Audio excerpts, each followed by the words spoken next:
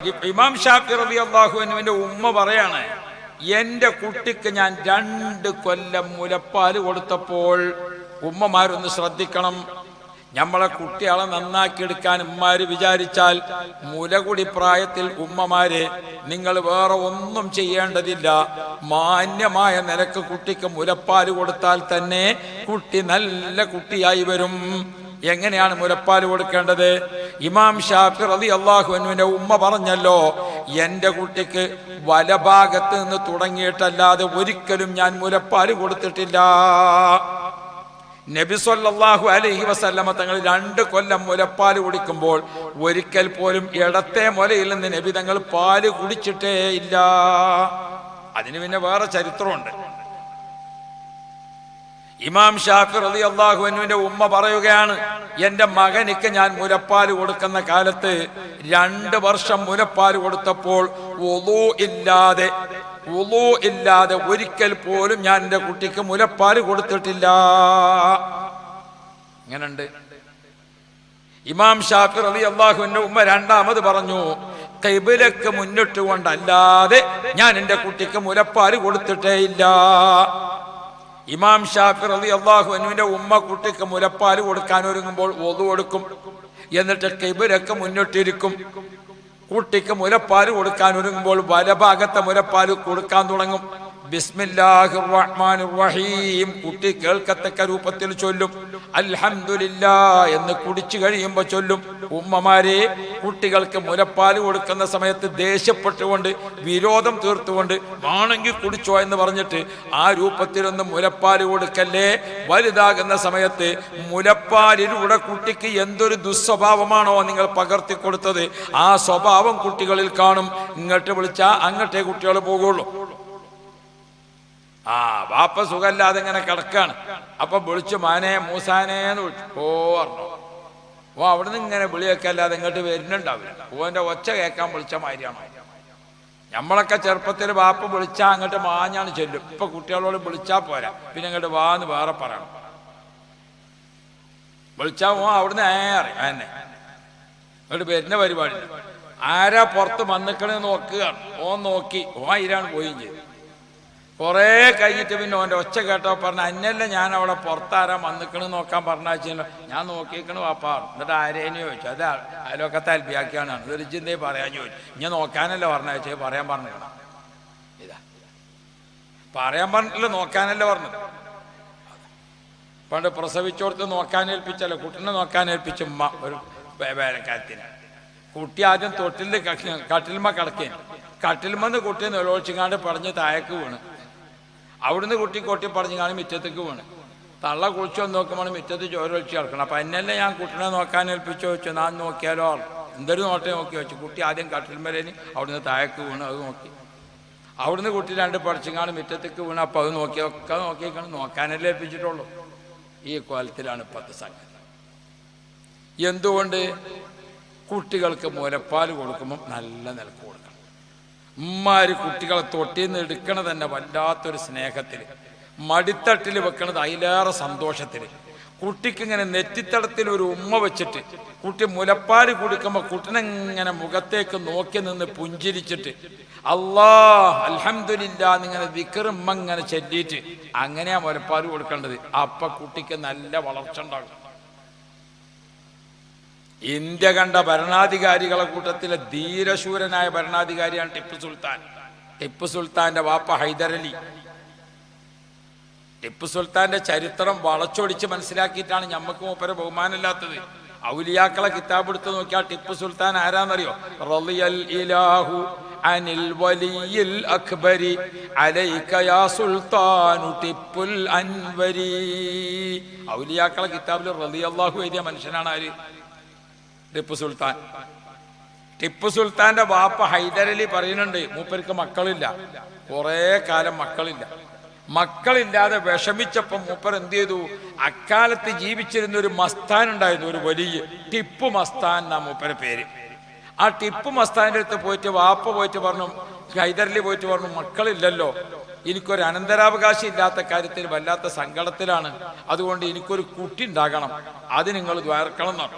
ടിപ്പു മസ്താൻ വലിയുള്ള മൂപ്പർക്ക് ദ്വാർന്നു കൊടുത്തു. അന്നത്തെ രാത്രി ഭാര്യ ഭർത്താക്കൾ ബന്ധപ്പെട്ടപ്പോൾ ഭാര്യ ഗർഭിണിയായി. ആ ഗർഭത്തിൽ ഉണ്ടായ കുട്ടിയാണ് ആൺകുട്ടി. ആ കുട്ടിയെ പ്രസവിച്ചപ്പോൾ ഹൈദരലി ആ കുട്ടിക്ക് ആ വലിയന്റെ പേരിട്ടു. അതാണ് ടിപ്പു എന്ന് പേരിട്ടത്. ടിപ്പു മസ്താൻ വലിയുള്ള അയാൾ. ആ വലിയന്റെ പേരാണ് മകന് വാപ്പ കൊടുത്തത്. വാപ്പ ഹൈദരലി മകനെ പല സ്ഥലത്തേക്കും പറഞ്ഞയച്ചു പട്ടാളത്തിനൊപ്പം. അവിടെയൊക്കെ വലിയ വിജയമുണ്ടാക്കിയിട്ട് തിരിച്ചു വന്നപ്പോൾ ആളുകൾ തിരിച്ചു വന്നിട്ട് വാപ്പ ഹൈദരലിയോട് പറഞ്ഞു, നിങ്ങളെ മകൻ ടിപ്പു വല്ലാത്ത ഭാവിയുള്ള ആളാണ്, തൊട്ടതൊക്കെ പൊന്നാക്കുന്ന ഒരവസ്ഥയുണ്ട്. അപ്പോഴാണ് അകത്തുനിന്ന് ഉമ്മ പറയണത്, എന്റെ മകന് വലിയ വിജയമുണ്ടാകുമെന്ന് എനിക്കറിയാം. എന്തുകൊണ്ട്? 2 വർഷം ഞാൻ മകന് മുലപ്പാല് കൊടുത്തപ്പോൾ ഒരിക്കൽ പോലും ശുദ്ധിയില്ലാത്ത സ്ഥലത്ത് വെച്ച് മുലപ്പാല് കൊടുത്തിട്ടില്ല. എന്റെ കുട്ടിക്ക് ദേഷ്യപ്പെട്ട മനസ്സോടുകൂടെ ഞാൻ മുലപ്പാല് കൊടുത്തിട്ടില്ല. സന്തോഷത്തോടുകൂടെ കൗതുകത്തോടുകൂടെ കുട്ടിക്ക് മുലപ്പാല് കൊടുത്തിട്ടുള്ളൂ. ബിസ്മി ചൊല്ലാൻ മറന്നുകൊണ്ട് ഒരിക്കൽ പോലും ഞാൻ കുട്ടിക്ക് മുലപ്പാല് കൊടുത്തിട്ടില്ല. മുലപ്പാല് കൊടുക്കുന്നിടത്ത് വളരെയധികം ഉമ്മമാര് ശ്രദ്ധിക്കണം. എങ്ങനെയെങ്കിലും അത് കൊടുക്കാനല്ലാതെ. ഏത് മുലപ്പാലിനെ അള്ളാഹു തആല സൂക്ഷിച്ചത് കണ്ട നിങ്ങൾ? ഉമ്മയുടെ കയ്യിൽ അള്ളാഹു തആല മുലപ്പാല് കൊടുത്തിരിക്കുന്നത് എങ്ങനെയാണ്? ഉറുമ്പ് കടക്കാത്ത പാത്രത്തിൽ. മുലപ്പാല് കേടെന്ന് പോണ പ്രശ്നമല്ലല്ലോ. പല പാലും എന്താകും? തൈരാക്കാം, മോരാക്കാം, പല കേടും പറ്റും. എന്നാൽ മുലപ്പാല് കേടെന്ന് നിൽക്കണമെന്ന് നിങ്ങൾ ഇതുവരെ കേട്ടുക്കണം. ഒരിക്കലും അങ്ങനെ ഒരു സംഭവം ഉണ്ടാവില്ല. മുലപ്പാലിന് കേട് പറ്റാന്നുള്ള സംഭവം ഉണ്ടാവില്ല.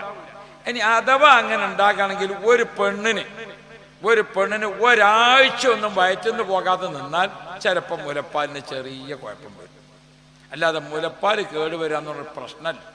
മാത്രമല്ല, നമ്മൾ കുടിക്കണ ഏത് പാലും കാച്ചിയിട്ട് ഒന്ന് ചൂടാക്കിയിട്ടാണ് കുടിച്ച. പശുവും പാലും ഒന്ന് കാച്ചണം അല്ലേ? നിങ്ങൾ നോക്കിയും ആട്ടൻപാല് കുടിക്കാണിച്ചാലും ഒന്ന് കാച്ചിട്ട് കുടിക്കണം. മുലപ്പാലിനെ അല്ലാഹു തആല ഉമ്മാന്റെ ശരീരപ്രകൃതിയിൽ വെച്ചുകൊണ്ട് തന്നെ ഒന്ന് ചൂടാക്കിയിട്ട് ഒരു ചെറുക്ക ചൂടിലാണ് ഏതുണ്ടാകുക? മുലപ്പാലുണ്ടാകുക.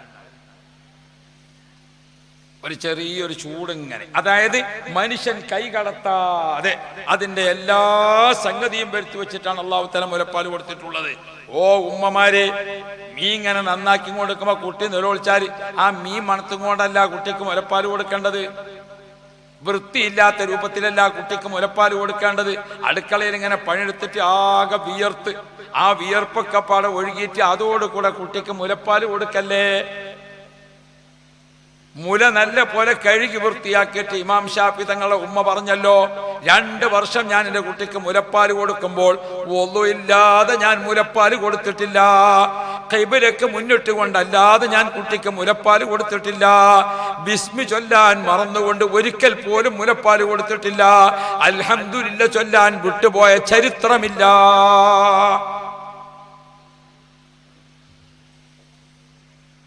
മുലപ്പാൽ അതിനെപ്പറ്റിയാണ് ഖുർആൻ ഓർമ്മപ്പെടുത്തുന്നത്. പ്രസവിച്ചിരിക്കുന്ന ഉമ്മമാര് കുട്ടികൾക്ക് മുലപ്പാൽ കൊടുക്കട്ടെ. ഹൗലൈനി കാമിലൈനി, പൂർണ്ണമായ 2 വർഷം കൊടുക്കണം. ഇൻ അറാദ അൻ യുതിമ്മ റളാഅ, പൂർത്തിയായിട്ട് മുലപ്പാൽ കൊടുക്കാൻ ഉദ്ദേശിച്ചാൽ 2 വർഷം കൊടുക്കണം. മുഹൈദ്ദീൻ ഷേഖ് തങ്ങൾക്ക് തന്റെ ഉമ്മ 2 വർഷം മുലപ്പാൽ കൊടുക്കുമ്പോൾ പ്രിയപ്പെട്ട ഉമ്മമാർ, സഹോദരിമാരെ ഓർക്കണം, ഉമ്മാര് വേറൊന്നും ചെയ്യണ്ട, നല്ല മുലപ്പാല് കുട്ടികൾക്ക് കൊടുത്താൽ മതി.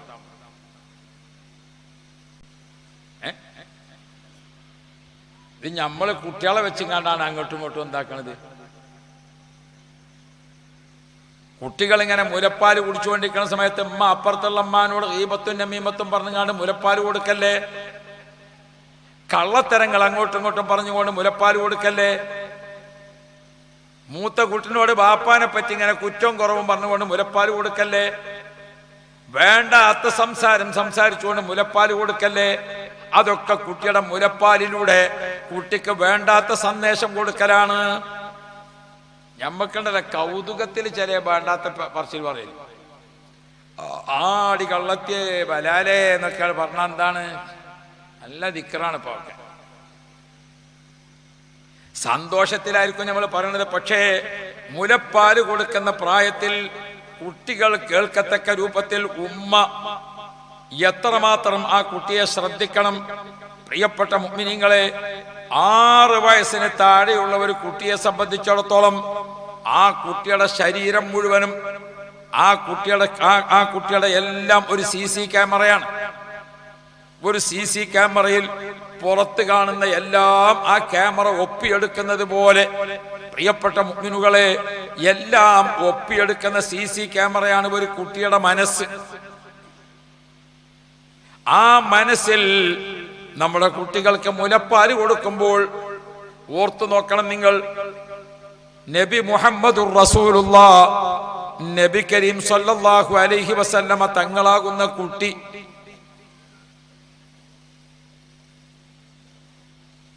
ജനിക്കുന്നതിന് മുമ്പ് തന്നെ ഉപ്പോഫാത്തായിക്കൊള്ളു അല്ലേ? പിന്നെ ആരുള്ളതാരാ? ബഹുമാനപ്പെട്ട ബീബി ആമിന ബീബി റളിയല്ലാഹു അൻഹ കുട്ടിയെ പോറ്റി വളർത്തുമ്പോ യാ അല്ലാഹ് ഒരൊറ്റ സംഭവം പറയാം. 6-ാമത്തെ വയസ്സിലാണല്ലോ നബി സല്ലല്ലാഹു അലൈഹി വസല്ലമ തങ്ങള് ഉമ്മ വഫാത്താകണത്.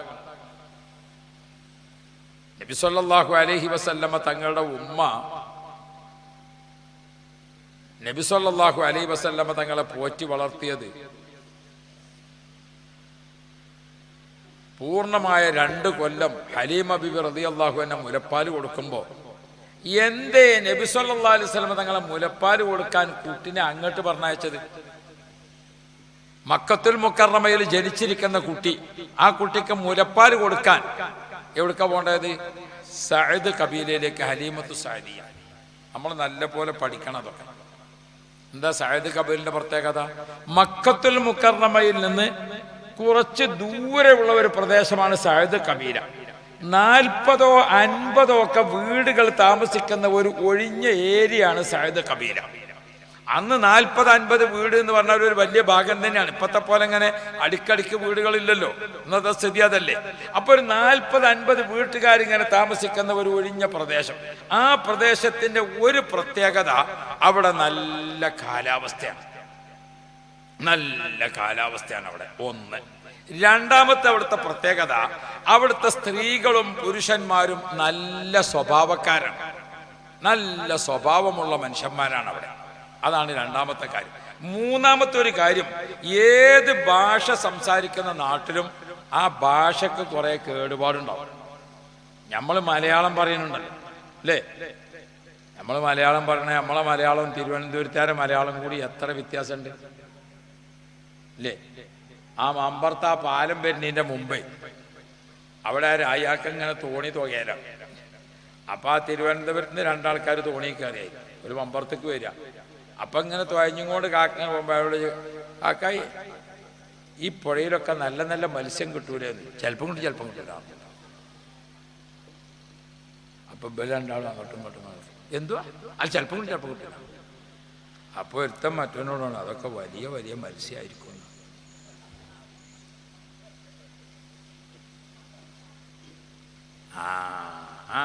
പണ്ട് നമ്മളെ കോടാലിപ്പൊയിൽ ഭാഗത്തൊക്കെ ഈ കുടിയേറ്റ മേഖലയായിട്ട് ക്രിസ്ത്യാനികളൊക്കെ അന്ന് ഇങ്ങനെ വരൽ തുടങ്ങിയിട്ടുള്ളൂ. അപ്പോൾ നമ്മളെ ചായൻ്റെ മക്കാനിയാണ്.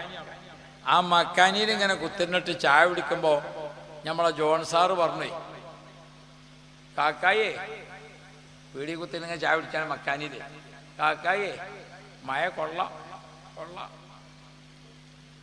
അപ്പൊ അവിടെ ഉള്ളൊരു പഴയ കാക്കണ്ടേനെയാണ് കൊള്ളാറിങ്ങാണ്ട് ഇതിന്റെ ഉള്ളിലിരിക്കലാണ്, അങ്ങോട്ട് പുറത്തേക്ക് ഇറങ്ങി ഇങ്ങോട്ട് കൊണ്ടുപോക്കുക.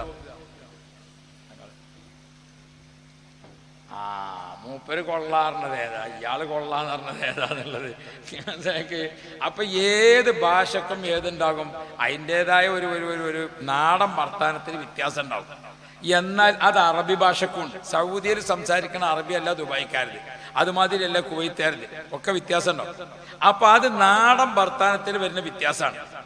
ആ വ്യത്യാസപ്പെട്ടുകൊണ്ടെന്നാൽ മക്കത്തിന്റെ പരിസരത്ത് ഏറ്റവും ശുദ്ധ അറബി സംസാരിക്കുന്ന പ്രദേശം സഅദ് കബീലയാണ്.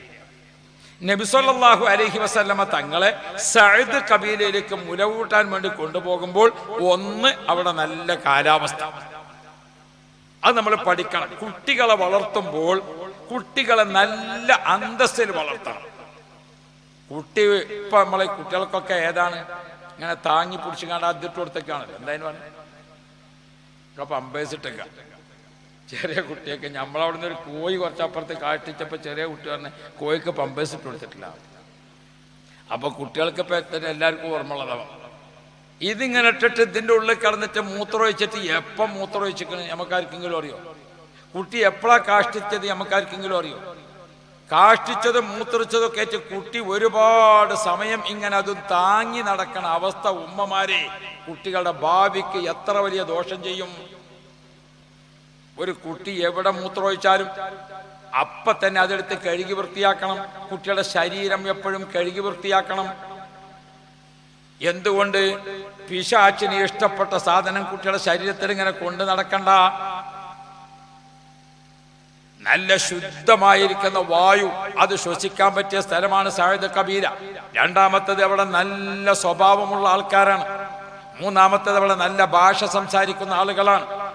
നബി മുഹമ്മദുർ റസൂലുള്ളാഹ് മുത്ത് നബി സല്ലല്ലാഹു അലൈഹി വസല്ലമ തങ്ങളെ അവിടേക്ക് മുലയൂട്ടാൻ വേണ്ടി കൊണ്ടുപോകുമ്പോൾ നബി സല്ലല്ലാഹു അലൈഹി വസല്ലമ തങ്ങൾക്ക് കുടിക്കാനുള്ള മുലപ്പാൽ അല്ലാഹു സുബ്ഹാനഹു വ തആല നേരത്തെ തയ്യാറാക്കി വെച്ച മുലപ്പാലാണ്. സഅദ് കബീലക്കാരായ സ്ത്രീകളെ അവരെ ജീവിതത്തിന്റെ ഒരു വരുമാന മാർഗമാണ് കുട്ടികൾക്ക് മുല കൊടുക്കാൻ വേണ്ടി ഏറ്റെടുക്കുക എന്നുള്ളത്. നമ്മളെ നാട്ടിലൊക്കെ ഇപ്പം ഉണ്ടല്ലോ, പ്രസവിച്ചു കൊടുത്ത് നിൽക്കാൻ പോണ പെണ്ണുങ്ങളുണ്ട് അല്ലേ? നമ്മളെ ഈ നാട്ടിൽ കൂടെ ഒക്കെ ഉണ്ട്. ഇപ്പൊ കുറെ കുറഞ്ഞിക്കണം. ഇപ്പൊ കുറഞ്ഞിക്കണമെങ്കിലും ആളുണ്ട്. പക്ഷെ എന്താ നിങ്ങള് ഒന്നാമത്തെ പ്രസവത്തിന് പോകാനാണ് എല്ലാവർക്കും കമ്പം. ആ വിവരം അറിയുന്നത് പ്രസവത്തിന് വേണ്ടി ബുക്ക് ചെയ്യുമ്പോൾ തന്നെ പോലും ചോദിച്ചു എത്രാമത്തതാണ്? 7ാമത്തതാണ്. എന്നെ പിന്നെ ബാക്കിയൊന്നുമില്ല. കാരണം എന്ന് വെച്ചാൽ ഒന്നാമത്തതാകുമ്പോഴാണ് ഏത് എണ്ണയും വെളിച്ചെണ്ണയും കാണാൻ പോക്കും പോക്കും അങ്ങനെ നെയ്യപ്പം കുയ്യപ്പം ഉണ്ണിയപ്പം ഒക്കെ ഒരപ്പം തന്നെയാണ്. പേരിങ്ങനെയാണ് മാറിയെന്നല്ലാതെ ആദ്യം ഇങ്ങനെ കുടുക്കിയിൽ കയ്യിലിട്ടിട്ട് വളമ്പുമ്പോൾ ഒന്നിച്ചെന്താക്കും കിട്ടും. അപ്പോൾ അത് നെയ്യപ്പാവും. പിന്നെ ഇതിപ്പോൾ കഴിയണതിനനുസരിച്ച് കോരിയാൽ കിട്ടൂല, അപ്പോൾ കുയ്യപ്പാവും. പിന്നെ അത്രയും കിട്ടൂല, അപ്പോൾ ഉണ്ണിയപ്പം. സംഗതി ഒന്നു തന്നെയല്ലോ, അതുവരെ ഒന്നു തന്നെയല്ലോ ഒക്കെ. അപ്പോൾ അതാണ്. അത് ഹോട്ടലിലാണെങ്കിൽ ഉണ്ടമെന്ന് തുടങ്ങും, ഒക്കെ അവിടെ ആയിട്ടാണ് അവസാനിക്കലെന്ന് മാത്രം. അപ്പോൾ അങ്ങനെ സാധനമൊക്കെ ഒന്ന് തന്നെയാണ്. അപ്പോൾ ഈ വക സംഗതികളൊക്കെ അങ്ങനെയാണ്. അപ്പോൾ ബഹുമാനപ്പെട്ട നബി സല്ലല്ലാഹു അലൈഹി വസല്ലം നിങ്ങൾ സഅദ് കബീലക്ക് കൊണ്ടുപോയിട്ട് സഅദ് കബീലയിൽ താമസിക്കുന്ന പെണ്ണുങ്ങളൊക്കെ മുലയൂട്ടാൻ വേണ്ടി കുട്ടികളെ ഏറ്റെടുക്കും. അത് അവർക്കൊരു വരുമാന മാർഗമാണ്. നബി സല്ലല്ലാഹു അലൈഹി വസല്ലം തങ്ങൾക്ക് മുലയൂട്ടുന്നതിന് വേണ്ടി വന്ന ഉമ്മ ഹലീമത്തു സഅദിയ ആദ്യം ഒന്ന് പ്രസവിച്ചു ഒരു പെൺകുട്ടിയെ. ആ കുട്ടിന്റെ പേര് ബീവി ഷൈമാ എന്നാണ്. രണ്ടാമത് പ്രസവിച്ചിരിക്കുന്ന ആൺകുട്ടിയുണ്ട്. ആദ്യത്തെ കുട്ടിക്ക് 6 or 7 വയസ്സായപ്പോഴാണ് രണ്ടാമത്തെ കുട്ടിനെ പ്രസവിക്കുന്നത്. 2 പ്രസവത്തിലും ഹലീമ ബീവിക്ക് വലത്തെ മുലയിൽ പാലില്ല, ഇടത്തെ മുലയിൽ മാത്രമേ പാലുള്ളൂ. ഇത് ആ നാട്ടുകാർക്കൊക്കെ അറിയാം. പക്ഷെ ഒരാരും അത് പുറത്ത് പറയലില്ല. എന്തുകൊണ്ട്? ഹലീമൂന് ഒരു അന്നം മുടങ്ങണ്ടെന്ന് വിചാരിച്ചിട്ട് മുലപ്പാൽ കൊടുക്കാൻ കുട്ടികളെ കിട്ടുന്ന ഒരു പറയലില്ല. എല്ലാവർക്കും അറിയാം. സുബ്ഹാനല്ലാഹ്. ഹലീമ ബീബി റളിയല്ലാഹു അൻഹ പറയുകയാണ്, നബി മുഹമ്മദ് മുസ്തഫ മുത്ത് നബിയെ പ്രസവിക്കപ്പെട്ടിരിക്കുന്ന വീട് സൂഖുല്ലൈലിൽ, മക്കത്തുൽ മുക്കറമിലെ സൂഖുല്ലൈലിൽ ബഹുമാനപ്പെട്ട റസൂലുള്ളാഹിനെ പ്രസവിക്കപ്പെട്ട വീട്ടിലേക്ക് ഹലീമ ബീബി റളിയല്ലാഹു അൻഹ കയറിയിട്ട് ആ വീട്ടിലേക്ക് അങ്ങോട്ട് ചെന്നപ്പോൾ പട്ടുവസ്ത്രത്തിൽ പൊതിഞ്ഞ് സന്തോഷത്തോടു കൂടെ കുട്ടിയെ എടുത്തിട്ട് ആമിന ബീബി റളിയല്ലാഹു അൻഹ ഇങ്ങോട്ട് കൊണ്ടുവന്നപ്പോൾ മുത്ത് നബി സല്ലല്ലാഹു അലൈഹി വസല്ലമ തങ്ങളുടെ മുഖം, ആ പ്രകാശിക്കുന്ന മുഖം ഇങ്ങനെ കണ്ട സമയത്ത് ഹലീമ ബീബി റളിയല്ലാഹു അൻഹ മൻദല്ലദീ മാ സഅഖത് വമൻ ലഹുൽ ഹുസ്നാ ഫഖത്, നന്മ മാത്രം പറയാനുള്ള മുഹമ്മദുർ റസൂലുള്ളാഹ് മുത്തുനബിയുടെ പ്രകാശിക്കുന്ന മുഖം, ആ മുഖ കമലം കണ്ടപ്പോൾ ഹലീമ ബീബി റളിയല്ലാഹു അൻഹ വല്ലാതെ സന്തോഷിച്ചു. ഉമ്മയുടെ കയ്യിൽ നിന്ന് കുട്ടിയെ വാങ്ങിയിട്ട് ഹലീമ ബീബിന്റെ മടിത്തട്ടിൽ വെച്ചപ്പോൾ ഹലീമ ബീബിയുടെ ശരീരത്തിന് വല്ലാത്ത ഒരു ഉന്മേഷം, സന്തോഷം. രോഗം മാറി, ആരോഗ്യം വർദ്ധിച്ചു. ഹലീമ ബീബി ആ സന്തോഷത്തിൽ കുട്ടിക്കങ്ങ് മുലപ്പാൽ കൊടുക്കാൻ ഒരുങ്ങിയിട്ട് വലഭാഗത്തെ മുലക്കണ്ണെടുത്തിട്ട് കുട്ടിയുടെ വായിലേക്ക് വെച്ചു കൊടുത്തപ്പോൾ ഹലീമ ബിബിക്ക് പെട്ടെന്ന് ഓർമ്മ വന്നു, പടച്ചോനെ, പാലില്ലാത്ത മുലയാണോ ഞാൻ കുട്ടിക്ക് കുടിക്കാൻ കൊടുക്കുന്നത്? പെട്ടെന്ന് ഹലീമ ബിബി കുട്ടിയുടെ വായിൽ നിന്ന് മുലക്കണ്ണിങ്ങോട്ട് വലിച്ചപ്പോൾ നിറയെ പാല്, കുട്ടിയുടെ വായിൽ നിറയെ പാല്, ഹലീമ ബിയുടെ വലത്തെ മുലയിൽ നിറയെ പാല്. ഹലീമ ബിബി പറയാണ്, നബി തങ്ങളാകുന്ന കുട്ടിയുടെ ഉമിനീര് എന്റെ മുലക്കണ്ണിൽ തട്ടി ആ സെക്കൻഡിലാണ് ആദ്യമായിട്ട് എന്റെ വലത്തെ മുലയിൽ പാലുണ്ടായത്. നബി തങ്ങൾക്ക് കുടിക്കാനുള്ള മുലപ്പാൽ അള്ളാഹ് നേരത്തെ തയ്യാറാക്കി വെച്ചതാണ്. പിന്നെ ഹലീമ ബീബിയോടാണ്, 2 കൊല്ലം ഞാൻ കുട്ടിക്ക് മുല കൊടുത്തപ്പോൾ ഒരിക്കൽ പോലും ഇടത്തെ മുലയിൽ നിന്ന് മുഹമ്മദ് എന്ന കുട്ടി മുലപ്പാല് കുടിച്ചിട്ടേ ഇല്ല. ഹലീമ ബീബി പറയാണ്, ഞാൻ ചിലപ്പോ പാതിരാക്ക് ഉറക്കത്തിലൊക്കെ വിളിച്ചോണ്ടിട്ട് കുട്ടിക്ക് കൊടുത്തു നോക്കും, എന്നാലും ഇടഭാഗത്തെ മുലയിൽ നിന്ന് കുടിക്കൂല. അങ്ങനെയുണ്ട്, ഉറക്കത്തിൽ വിളിച്ചോണ്ടിയാ ചില കള്ളിയൊക്കെ പൊളി. ചില രഹസ്യങ്ങളൊക്കെ പൊളിച്ചാൽ നല്ല വട്ടം തരങ്ങൾ ലോണം കൂർക്കം വെച്ച് ഉറങ്ങുമ്പോൾ പെട്ടെന്ന് പൊളിച്ചോണ്ടിട്ടാണ് ചോദിച്ചത്. ഞങ്ങൾ ദർസ് പഠിക്കണമെന്ന് ഒരു ചങ്ങായി വന്നു. ഇശാ നിസ്കരിക്കാൻ അവിടെ വന്നിങ്ങാണ്ട് ഇങ്ങനെ ആട്ടില്ലോ, ഇങ്ങനെയൊക്കെ മുണ്ടാൻ വെച്ചാൽ അഭിനയിച്ചാണ്. അപ്പം എനിക്കൊരു സംശയം, ഇവന് മുണ്ടാൻ വെച്ചായിട്ട് തന്നെയാണോ? കാരണം ഇതിങ്ങനെ അങ്ങനെ ഉണ്ടല്ലോ, ഇഷാറത്ത് ഇങ്ങനെ ആംഗ്യം കാണിക്കണ സമയത്ത് ഇങ്ങനെ നമ്മൾ മേപ്പെട്ട് നോക്കിയപ്പോൾ എന്നാണ് കീപ്പട്ട കാണിക്കുന്നത്.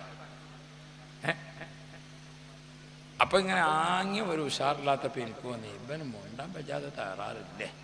ഏതായാലും നമ്മൾ ഇശാ നിസ്കരിക്കാൻ വേണ്ടി വന്നവരോട് കുറച്ച് പൈസ ഒക്കെ ഉണ്ടാക്കി ഇവന് ചോറൊക്കെ കൊടുത്ത്, മോന് രാവിലെ സുബൈക്ക് കുറച്ച് പൈസയൊക്കെ കൊടുത്ത് വിടാന്ന് വിചാരിച്ചാണ്ട് ഉറക്കി. ഉറക്കത്തിലൊരു 12-1 മണിക്ക് ഇവനെ വിളിച്ചെത്തിയിട്ട് വെച്ചു, എനിക്ക് രാവിലെ എവിടുക്കാൻ പോകേണ്ടി വെച്ചു, എനിക്ക് വയനാട്ടിൽ കാണുക. അപ്പോഴാണ് മുണ്ടാൻ പറ്റാത്ത കള്ളി അറിയുക. അതാ ഹലീമ ബിബി റളിയല്ലാഹു അൻഹ പറയാണ്, മുത്തുനബിനെ ഞാൻ മുഹമ്മദ് ആകുന്ന കുട്ടനെ നട്ടപ്പാതിരാക്ക് വിളിച്ചോണത്തിയിട്ട് മുലപ്പാൽ കൊടുത്താലും ഇടഭാഗത്തെ മുലയിരുന്ന് പാല് കുടിക്കൂല. എന്ത്?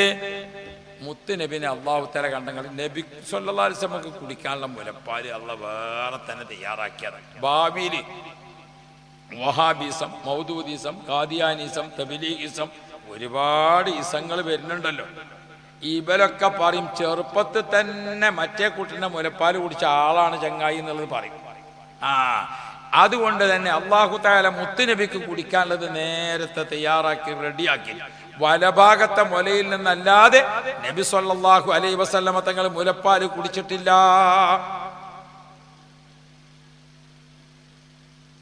ഇന്നിപ്പോ നമ്മളെ നാട്ടില് ഇതൊക്കെ എന്തായി?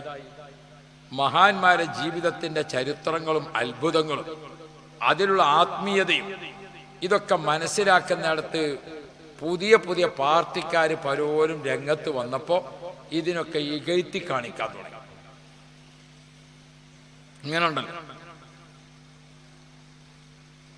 അള്ളാഹുവിന്റെ ദീനിന്റെ ആദ്യ പ്രധാനപ്പെട്ട വെളിച്ചം ഒന്ന് നബിമാരാണ്, അമ്പിയാക്കൾ. രണ്ടാമത്തേതാരാ? അത് അള്ളാഹുവിന്റെ ഔലിയാക്കളാണ്. ആ ഔലിയാക്കളെയും നബിമാരെയും അമ്പിയാക്കളെയും അവരുടെ വെളിച്ചം കെടുത്തിക്കളഞ്ഞാൽ പിന്നെ ഉമ്മത്ത് ഇരുട്ടിൽ തപ്പും. അതാണ് വഹാബിസം ചെയ്തത്. കള്ളന്മാരെ അടയാളം അങ്ങനെ തന്നെയാണ്. ഓരോരു പേരിൽ കക്കാൻ പേരാണ് വെച്ചാൽ ആദ്യം എന്താ ചെയ്യാന്ന് വെച്ചാൽ ഇപ്പൊ നിങ്ങൾ പറയാൻ നിന്നിട്ട് ഞങ്ങൾ കക്കാൻ പോയിട്ടില്ലല്ലോ എന്ന് പറയാൻ നിൽക്കണ്ട. ആദ്യം എന്താ ചെയ്യാ? ഒരു ഫീസ് ഊരിയ. ഫീസ് ഊരിയിട്ട് ഇരുട്ടാക്കിയെങ്കിലല്ലേ ഇവരെ തിരിച്ചറിയാനാവുള്ളൂ. ഇതാണ് വഹാബിസം ഇസ്ലാമിൽ ചെയ്തത്. അള്ളാഹുവിന്റെ ദീനിന്റെ വെളിച്ചമായ ഔലിയാക്കളെയും അമ്പിയാക്കളെയും അവരുടെ നൂറിനെ കെടുത്തിക്കളയുന്ന പ്രസംഗവും അതിനു വേണ്ട ഉപദേശങ്ങളുമാണ് അവരാദ്യം ചെയ്തത്. പള്ളിക്കത്തെ മൂല്യാർക്ക് ഇല്ലാത്ത കുറ്റല്ല.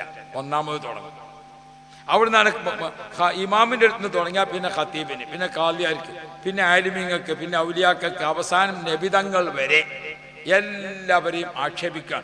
അതാണ് ഈ വഹാബിസം എന്ന് പറഞ്ഞ പുതിയ പാർട്ടിക്കാർ. അള്ളാഹു പോലെ ഷർറിന്ന് നമ്മളെ കാക്കട്ടെ. അതിന് നിങ്ങൾ ആമീൻ ഇങ്ങനെ വയന്നുണ്ടായാൽ പോരാ. അള്ളാഹു പോലെ ഷർറിന്ന് നമ്മളെ കാക്കട്ടെ. നല്ലോണം ആമീൻ പറയാൻ തന്നെ വേണം. അത്ര വലിയ ഷർറാണ്. സുബ്ഹാനല്ലാഹ്. ഈ ഉമ്മത്തിന് ഇത്രയധികം വിഷമമുണ്ടാക്കിയത് വഹാബിസം പോലെ വേറെ ഏതാണ്?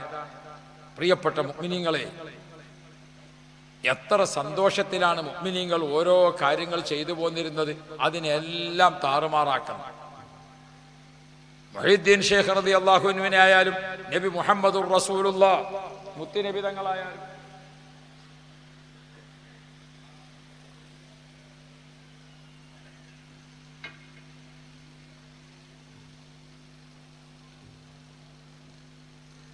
ജീവിതത്തിൻ്റെ താളുകളിലേക്ക്, ചരിത്രങ്ങളിലേക്ക് നോക്കേണ്ട എത്ര പ്രധാനപ്പെട്ടതാണ്. എന്നാൽ അതൊക്കെ പരിഹസിക്കുന്ന ഒരു രീതിയിലേക്ക്, ഒരു തലമുറയെ മുഴുവൻ വഴിതെറ്റിപ്പിക്കുന്ന ഈ പുതിയ പ്രസ്ഥാനക്കാർ വന്നപ്പോൾ, പ്രിയപ്പെട്ട മുഅ്മിനുകളെ, പരിശുദ്ധ ഇസ്ലാമിൻ്റെ ഏറ്റവും പ്രധാനപ്പെട്ട മർമ്മപ്രധാനപ്പെട്ട പലതും നമുക്ക് നഷ്ടപ്പെടുകയായി. ഇവിടെയാണ് എൻ്റെ ഉമ്മപങ്ങന്മാരും സഹോദരിമാരും ഓർക്കേണ്ടത്. ഔസുൽ ആലം ഷെയ്ഖ് മുഹീദ്ദീൻ അബ്ദുൽ ഖാദിർ ജീലാനി തങ്ങൾ കുടുംബപരമായുള്ള മഹിമ മാത്രമല്ല, അവരുടെ ജീവിതത്തെ പറ്റി പഠിക്കണം നമ്മൾ. രാത്രി സമയത്ത് മുഹീദ്ദീൻ ഷെയ്ഖ് റളിയല്ലാഹു അൻഹു നിസ്കരിക്കാൻ വേണ്ടി നിന്നിട്ട് രാത്രി എല്ലാവരും ഉറക്കത്തിന്റെ മഴക്കത്തിലാണ്. ആ സമയത്ത് മുഹീദ്ദീൻ ഷെയ്ഖ് റളിയല്ലാഹു അൻഹു നിസ്കരിക്കാൻ വേണ്ടി നിന്നിട്ട് അല്ലാഹു അക്ബർ, ഒന്നാമത്തെ റക്അത്തിൽ ഫാത്തിഹയ്ക്ക് ശേഷം 1000 പ്രാവശ്യം ആയത്തുൽ കുർസി ഓതി. ഒറ്റ റക്അത്തിൽ എത്ര ആയത്തുൽ കുർസി? 1000. നമ്മൾ ഇക്കാലം വരെ ഓതിക്കണം 1000. നമ്മൾ വല്ല ദിക്റിനും ഒക്കെ പോകുകയാണെന്ന് വെച്ചാൽ, അല്ല അവിടെ ഇപ്പൊ 70,000 ദിക്ർ, 70,000 ചെല്ലണം എന്നാ വിചാരിച്ചത്. ഇപ്പൊ തുടങ്ങിയിട്ടുള്ളൂ. ഇങ്ങനെയാണ് തീരാൻ നേരത്ത് പോയിങ്ങാണ്ട് ഇങ്ങനെ ഉണ്ടല്ലോ. മമ്പറത്ത് സാധനം വിൽക്കണം അതിനാണ്. മമ്പറത്തെ മക്കാമ് പോയേക്കാണ് പീഡിയക്കാർ, ഇങ്ങനെ 5-6 പീഡിയക്കാർ അടുത്തടുത്ത. അപ്പോൾ ഒരു പീഡിയക്കാരങ്ങനെ ഉറക്ക വിളിച്ചു പറയുന്നുണ്ട്, മക്കാമിൽ കത്തിക്കാനുള്ള മെഴുകുതിരി, ഊതുകൊള്ളി, മറ്റത് അത് ഇത് ബാക്കിയുള്ളതൊക്കെ അവിടെ കിട്ടുന്നുണ്ട്. 10 എണ്ണത്തിൻ്റെ പേരിങ്ങനെ പറയും. അവിടെ കത്തിക്കാനുള്ളത്, അവിടെ ജാറം മൂടാനുള്ളത്, ബാക്കി അതൊക്കെ ഇവിടെ കിട്ടും. അപ്പോൾ മറ്റോ പറഞ്ഞാൽ അതൊക്കെ പടിയും കിട്ടും. അപ്പം മറ്റോ ഞങ്ങൾ അതൊക്കെ പടിയും കിട്ടും. അപ്പൊ പറയണ പണിയൊക്കെ ആയിരിക്കാം ആദ്യത്തെ പീഡിയക്കാരനെ, ബാക്കിയുള്ളവരൊക്കെ അതിങ്ങനെ കേട്ടിക്കാണ്. അപ്പോൾ അതൊക്കെ പടിയും കിട്ടുണ്ടോ എന്ന മാതിരി നമ്മൾ ദിക്റിനൊക്കെ പോയാൽ എന്താക്കുക, ചില അവസാനത്തിൽ ഇതൊക്കെ പടിയും കിട്ടും എന്ന് പറഞ്ഞാൽ അതിനെ നമ്മൾ പോകുന്നു. എന്നിട്ട് നമ്മക്കിത് മനസ്സിലാക്കാതിരിക്കരുത്. മുഹീദ്ദീൻ ഷെയ്ഖ് റളിയല്ലാഹു അൻഹു അല്ലാഹു അക്ബർ ഒറ്റ റക്അത്തിൽ 1000 പ്രാവശ്യം ആയത്തുൽ കുർസി ഓതി. രണ്ടാമത്തെ റക്അത്തിൽ മുഹീദ്ദീൻ ഷെയ്ഖ് റളിയല്ലാഹു അൻഹു രണ്ടാമത്തെ റക്അത്തിൽ 1000 പ്രാവശ്യം ഖുൽ ഹുവല്ലാഹു ഓതി. പ്രിയപ്പെട്ട മുഅ്മിനീങ്ങളെ, റിഫായി ഷെയ്ഖ് റളിയല്ലാഹു അൻഹു ചരിത്രത്തിൽ കാണാം. റിഫായി ഷെയ്ഖ് റളിയല്ലാഹു അൻഹു എല്ലാ ദിവസവും രാത്രി എഴുന്നേറ്റിട്ട് 4 റക്അത്ത് നിസ്കരിക്കും. ആ 4 റക്അത്ത് നിസ്കാരത്തിൽ സ്പെഷ്യൽ നിസ്കാരം. ആ 4 റക്അത്ത് നിസ്കാരത്തിൽ റിഫായി ഷെയ്ഖ് റളിയല്ലാഹു അൻഹു 1000 ഖുൽ ഹുവല്ലാഹു ഓതുകയാണ് എല്ലാ രാത്രിയും. റിഫായി ഷെയ്ഖ് റളിയല്ലാഹു അൻഹു 1000 ഖുൽ ഹുവല്ലാഹു ഓതി നിസ്കരിക്കാത്ത ഒരു രാത്രിയില്ല. അപ്പോൾ ഒരു റക്അത്തിൽ എത്ര ഖുൽ ഹുവല്ലാഹു ഓതി? 4 റക്അത്തിൽ 1000 ആകണമെങ്കിൽ ഒരു റക്അത്തിൽ എത്രയാവും?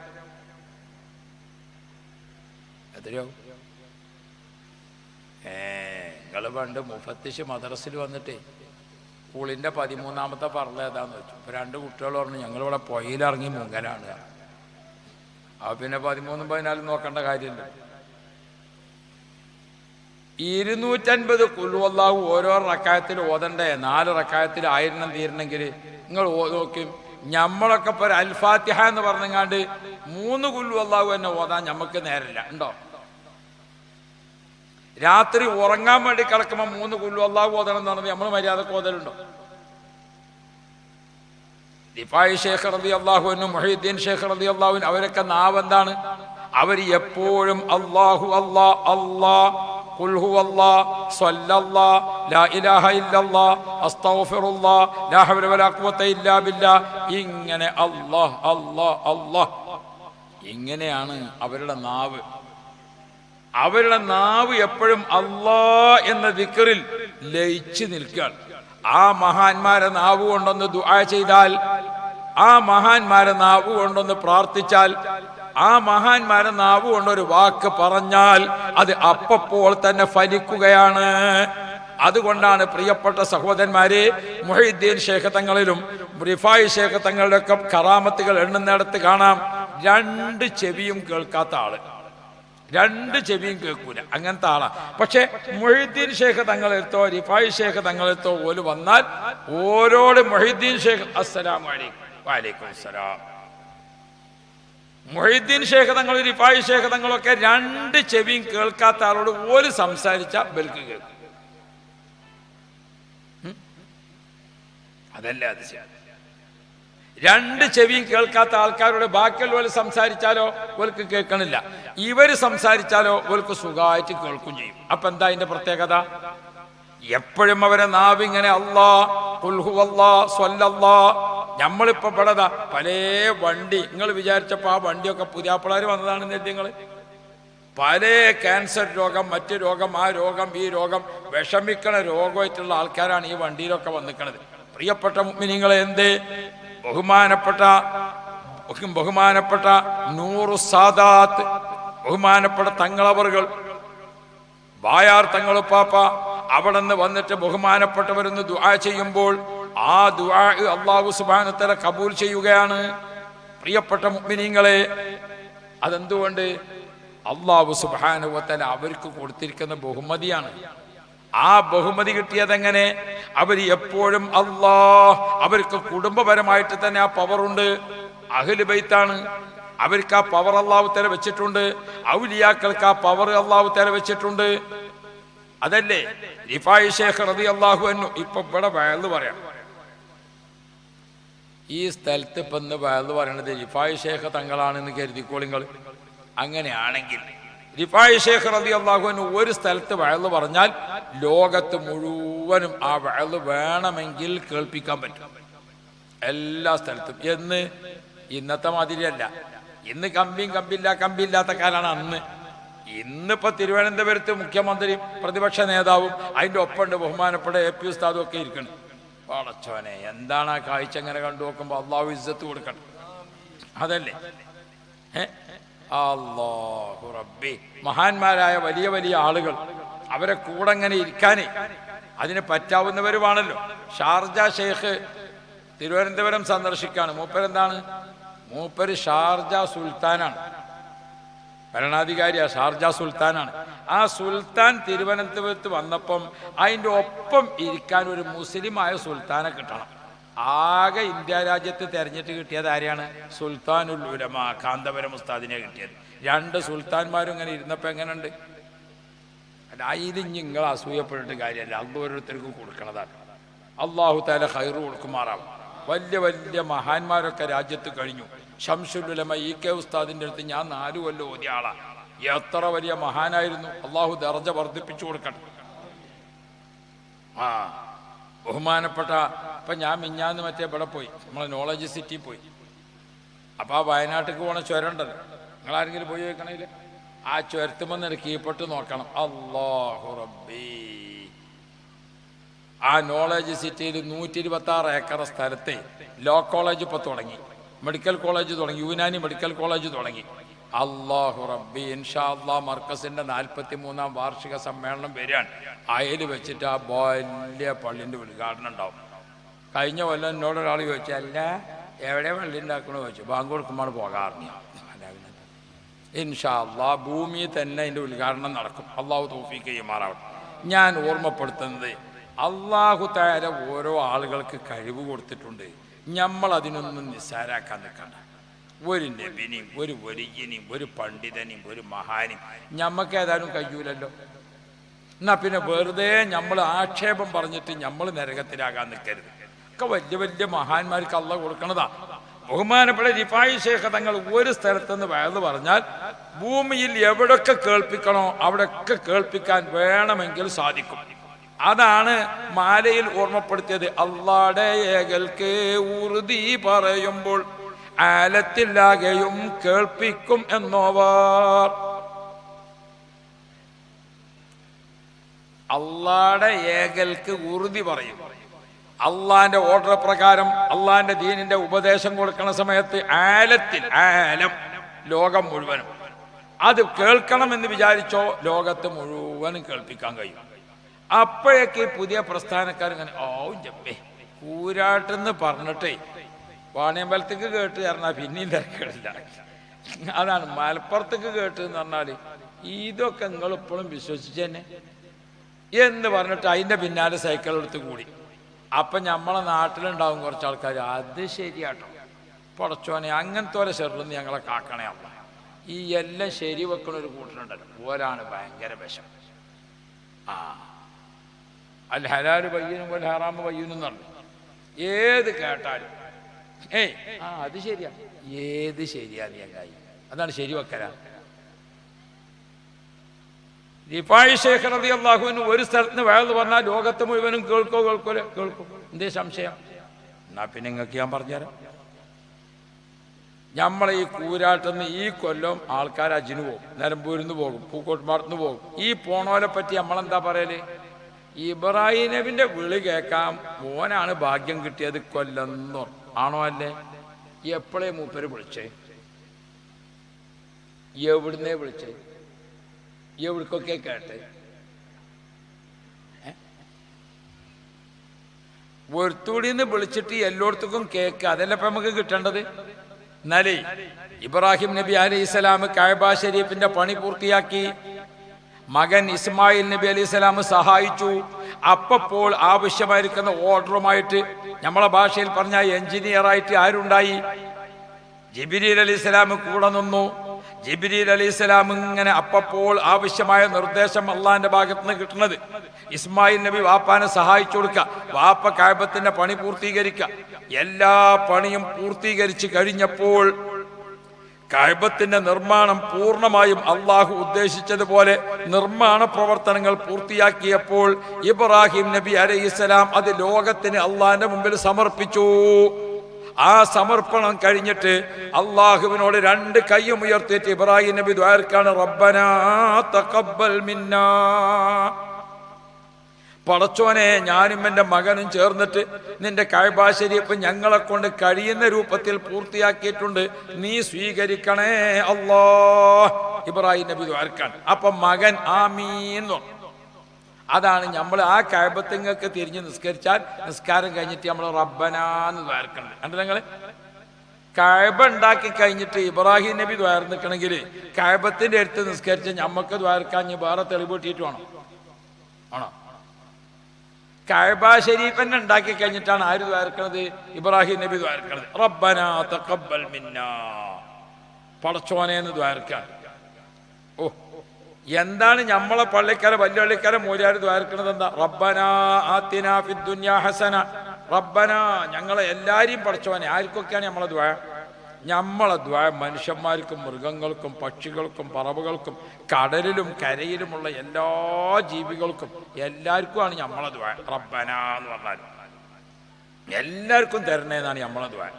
അതിങ്ങനെ ദ്വാരക്കുമ്പോൾ ഒരു ചങ്ങായി അവിടുന്ന് നീച്ചു പോയിങ്ങാണ്ട് ഒരു മൂലക്ക ഒറ്റക്ക കുത്തിനാണ്ട് പറഞ്ഞാൽ, പടച്ചോനെ എനിക്കും പെണ്ണുങ്ങൾക്കും എനിക്കും ഞാനും പെണ്ണുങ്ങളും ഞാനും പെണ്ണുങ്ങളും ഓനും പെണ്ണുങ്ങളും മാത്രം.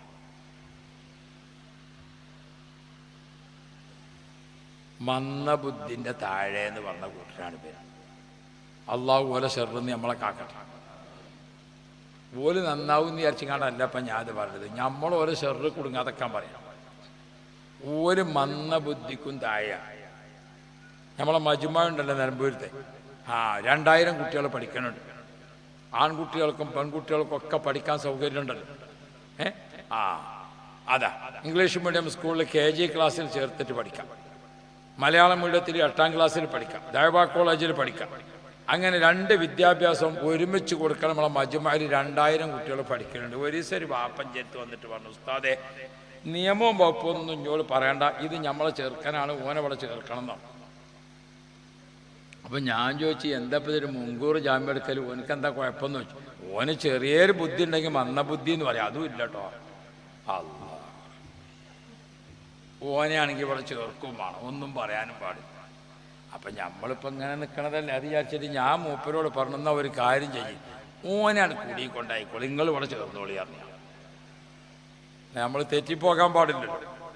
അപ്പം ഇയാൾ പറഞ്ഞപ്പോഴാണ് എനിക്ക് ഓർമ്മയായത്, മന്ദബുദ്ധിൻ്റെ താഴെയാണ് ഈ വഹാബി മുജാഹിദ് എന്നൊക്കെ പറഞ്ഞേക്കണത്. മന്ദബുദ്ധിൻ്റെ താഴെയാണ്. അതുകൊണ്ട് ഓല് നന്നാവൂ എന്നുള്ള വിചാരം ഞമ്മക്കില്ല. പിന്നെ ഓരോ ഷെറ് ഞമ്മക്ക് ഏൽക്കാതെ നിങ്ങൾ റബ്ബന ആതിനാ ഫിദ്ദുനിയ ഹസന. ലോകത്തുള്ള മുഴുവൻ ജീവജാലങ്ങൾക്ക് വേണ്ടിയിട്ടാണ് നമ്മൾ ദ്വാരക്കുന്നത്. ഇബ്രാഹിം നബി അലൈഹി സ്വലാമിന്റെ മുമ്പ് പണ്ട് ആദം നബി അലൈഹി സ്വലാം ദ്വാർന്നു റബ്ബന വലംനാ. ആദം നബി ദ്വാർന്നപ്പോൾ ഹവ്വാ ബീബി റളിയല്ലാഹു അൻഹ ആമീൻ. മൂസാ നബി അലൈഹി സ്വലാം ദ്വാർന്നപ്പോൾ ഹാറൂൻ നബി അലൈഹി സ്വലാം ആമീൻ. ഇബ്രാഹിം നബി അലൈഹി സ്വലാം ദ്വാർന്നപ്പോൾ ഇസ്മായിൽ നബി അലൈഹി സ്വലാം ആമീൻ. അതാണ് നമ്മളും ആ പാരമ്പര്യത്തിൽ ഇമാമു ദ്വാരക്ക നമ്മളൊക്കെ ആമീൻ പറയാം. ഞാൻ പറഞ്ഞു വന്നത്, ഇബ്രാഹിം നബി അലൈഹി സ്വലാം കഅബത്തിന്റെ പണി പൂർത്തിയാക്കിയിട്ട് അള്ളാഹിന്റെ മുമ്പിൽ കഅബം സമർപ്പിച്ചു. ആ സമർപ്പിച്ചുകൊണ്ട് ഇബ്രാഹിം നബി അള്ളാഹിനോട് ദ്വാരക്കാണ് റബ്ബനാ തഖബ്ബൽ മിന്നാ. ആ ദുആക്കാണ് കഴിഞ്ഞപ്പം അല്ലാഹു തആല ഇബ്രാഹിം നബിനെ വിളിച്ചു. ഓ ഇബ്രാഹിമേ, കഅബ ശരീഫിന്റെ പണി പൂർത്തിയാക്കിയല്ലോ, ഇനി ഈ കഅബത്തിലേക്ക് ലോകത്തിന്റെ എല്ലാ ഭാഗത്തു നിന്നും മുഅ്മിനീങ്ങൾ വരണം. എല്ലാ ഭാഗത്തു നിന്നും മുഅ്മിനീങ്ങൾ വരണം. അതുകൊണ്ട് ലോകത്തിന്റെ എല്ലാ ഭാഗത്തേക്കും നിങ്ങൾ വിളിച്ചു പറയണം. ഇബ്രാഹിം നബി അലൈഹി സ്വലാം ജബൽ അബി ഖുബൈസിന്റെ മുകളിൽ കയറിയിട്ട് അള്ളാഹിനോട് വിളിച്ചു, ജനങ്ങളോട് വിളിച്ചു പറഞ്ഞു, അയ്യുഹന്നാസ്. ജബൽ അബി ഖുബൈസിന്റെ മുകളിൽ അല്ലെങ്കിൽ ഇബ്രാഹിം മക്കാമിന്റെ മുകളിൽ കയറിയിട്ട് ഇബ്രാഹിം നബി അലൈഹി സ്വലാം വിളിച്ചു, അയ്യുഹന്നാസ്, മാന്യ മഹാജനങ്ങളെ, ഇന്നല്ലാഹ ഖദ് ഫറള അലൈക്കുമുൽ ഹജ്ജ ഫഹജ്ജു. അല്ലാഹു തആല ഹജ്ജ് നിർബന്ധമാക്കിയിരിക്കുന്നു. ഹജ്ജിന് വരുവീൻ, ഹജ്ജിന് വരുവീൻ, ഹജ്ജിന് വരുവീൻ. ഇബ്രാഹിം നബി അലൈഹി സ്വലാം 4 ഭാഗത്തേക്കും വിളിച്ചു. എവിടുന്നേ വിളിച്ചത്? കഅബ ശരീഫിന്റെ അടുത്ത്. കേട്ടത് എവിടെ? കൂരാട്ട്. കേട്ടത് എവിടെ? കൂറ്റമ്പാറ. കേട്ടത് എവിടെ? അമേരിക്കയിൽ. ഇബ്രാഹിം നബി അലൈഹി സ്വലാമിന്റെ വിളി കേൾക്കാത്ത ഒരു ദുനിയാവുണ്ടോ? ഇബ്രാഹിം നബി അലൈഹി സ്വലാമിന്റെ വിളി റൂഹുകളൊക്കെ എവിടെ കേട്ടത്? വാപ്പാന്റെ മുതുകിൽ കേട്ടു, ഉമ്മാന്റെ ഗർഭാശയത്തിൽ കേട്ടു. മാത്രമല്ല ഇപ്പോഴും കേട്ടുകൊണ്ടിരിക്കുകയാണ്. ഇക്കൊല്ലം ആൾക്കാർ ഹജ്ജിന് പോകുന്നുണ്ട് ഇബ്രാഹിം നബിന്റെ വിളി കേട്ട് കാണും. അപ്പൊ ഇബ്രാഹിം നബി അലൈഹി സ്വലാമാകുന്ന വാപ്പാന്റെ വിളി ഇത്രയധികം ലോകത്തേക്ക് കേട്ടുവെങ്കിൽ ആ വാപ്പാന്റെ പരമ്പരയിൽ ജനിച്ചിരിക്കുന്ന ഔലിയാക്കളുടെ നേതാവ് റിഫായി ശൈഖ് റളിയല്ലാഹു അൻഹു അവരുടെ വാക്ക് ലോകത്ത് മുഴുവനും കേൾക്കുന്നതിൽ സംശയമില്ല. അതുകൊണ്ടാണ് മാല മുഴുവൻ പാടണമെന്ന് പറഞ്ഞത്. അല്ലാഹുടെ ഏകൽക്ക് ഉറുദി പറയുമ്പോൾ ആലത്തില്ലാകെയും കേൾക്കും അതെന്നോവർ. എന്തേ? ഹജ്ജാൽ ഖലീലുള്ളാഹ് തങ്ങൾ വിളി പോലെ ഹുക്മാലുടയവൻ കേൾപ്പിക്കും എന്നോവർ. അതിനെ മുഴുവോതാണ്. മുറിവൈദ്യൻ ആളെ കൊല്ലുമെന്ന് പറഞ്ഞ് ചേർന്നാ പറ്റൂല. ഹജ്ജാൽ ഖലീലുള്ളാഹ് തങ്ങൾ വിളി പോലെ ഹുക്മാലുടയവൻ കേൾപ്പിക്കും എന്നോവർ. ഇബ്രാഹിം നബി വിളിച്ചിട്ട് ലോകം മുഴുവനും കേട്ടോ. അത് മുഅ്ജിസത്താണ്, അള്ളാഹ് കൊടുത്ത പ്രത്യേകതയാണ്. എന്ന കറാമത്ത് കൊണ്ട് അതേ. അപ്പോ അള്ളാഹുവിന്റെ ഔലിയാക്കളും അമ്പിയാക്കളും മുസ്ലിം ലോകത്തിന്റെ മാതൃകയിലെ അതിപ്രധാനമാണ്.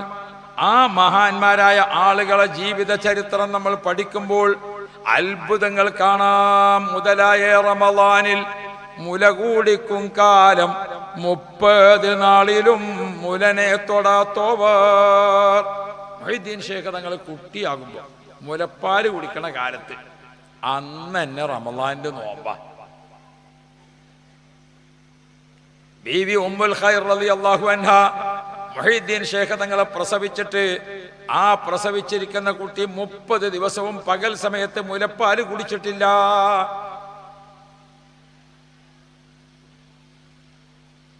ആ കാലത്ത് മാസപ്പിറവിയുടെ കാര്യത്തിൽ തർക്കം വന്നു. ഇത് റമളാനാണോ അല്ലേ? മേഘം മൂടിയിട്ടും മറ്റും മാസം കാണാതിരുന്നാല് കണക്കൂട്ടി ഉറപ്പിക്കാൻ പറ്റൂല ഇസ്ലാമില്.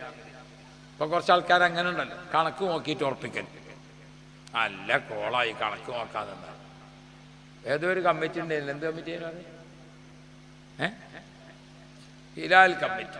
അല്ലാഹു റബ്ബി, ലോകത്ത് ആ ഹിലാൽ കമ്മിറ്റി അല്ലാത്ത ഒരു കമ്മിറ്റിയും കണക്ക് കൂട്ടിയിട്ട് മാസം നോക്കണതിനെ പറ്റി ലോകത്തൊരാൾ പറഞ്ഞിട്ടില്ല.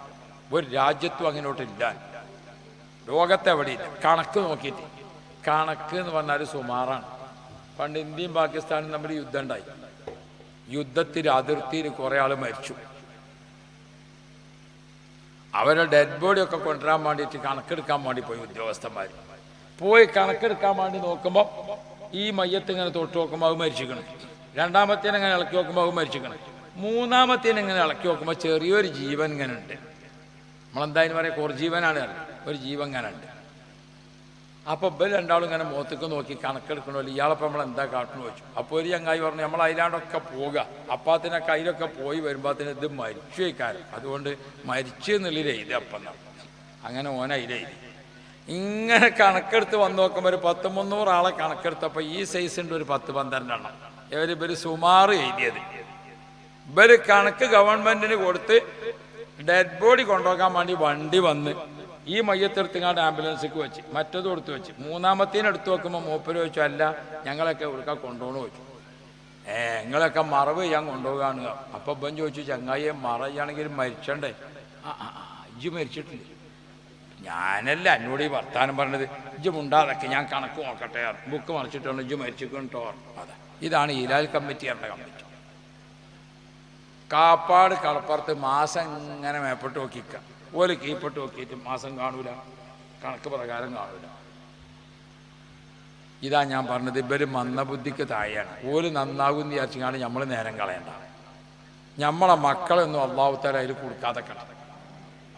അത് ആൺകുട്ടികൾ ഇങ്ങോട്ട് കെട്ടാണ്, വല്ല പെൺകുട്ടികൾ അങ്ങോട്ട് കെട്ടിച്ചാണെങ്കിൽ പാടില്ല. ഇത്രയും മന്ദബുദ്ധി ആയ സ്ഥലത്തേക്ക് കെട്ടിച്ചത് ഒന്ന് ആലോചിക്കണം. അതുകൊണ്ട് മുത്തു മുഅ്മിനുകളെ, നമ്മൾ ചില കാര്യങ്ങൾ നമ്മൾ മനസ്സിലാക്കണമല്ലോ. ഹബീബായ മുഹമ്മദുർ റസൂലുള്ളാഹ് മുത്തുനബി സല്ലല്ലാഹു അലൈഹി വസല്ലമ തങ്ങൾ നമുക്ക് ത്യാഗം ചെയ്ത് ഏൽപ്പിച്ചു തന്നിരിക്കുന്ന പരിശുദ്ധ ദീനിന്റെ വിശ്വാസികളാണ് നമ്മൾ.